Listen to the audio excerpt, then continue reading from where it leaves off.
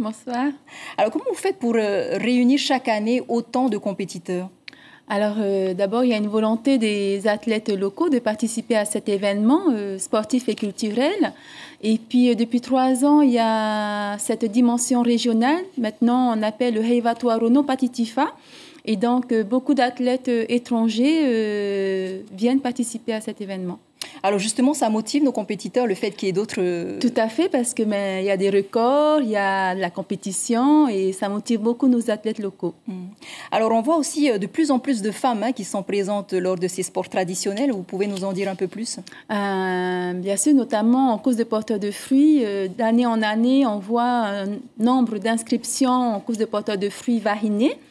Et cette année, nous avons encore des athlètes de la Nouvelle-Zélande qui s'y sont préparés et qui veulent gagner donc cette course.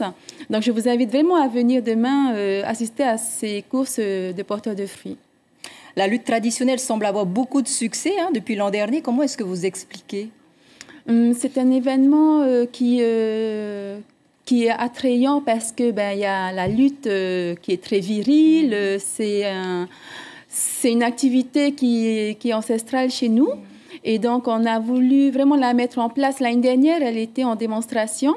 Mais cette année, avec la Fédération de lutte, on a travaillé sur le règlement. On a travaillé avec les fédérations étrangères, notamment Hawaï.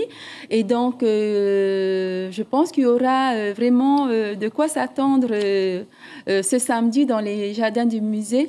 Et venir regarder comment est-ce qu'ils vont s'affronter. Justement, les Hawaïens sont venus pour la lutte.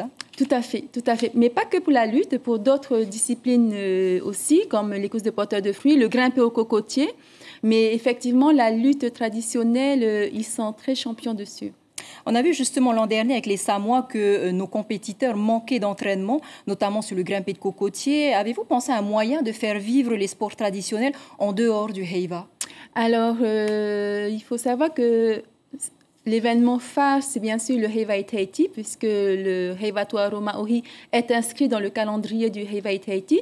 Cependant, dans les archipels et sur Tahiti aussi, sont organisées les journées de championnat de Tahiti.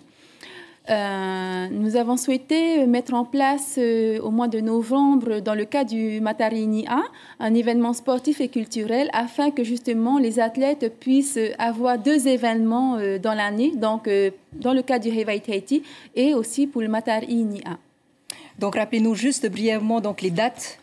Alors, demain, je vous invite à participer aux courses de porteurs de fruits qui va démarrer à partir de 15h pour la première course.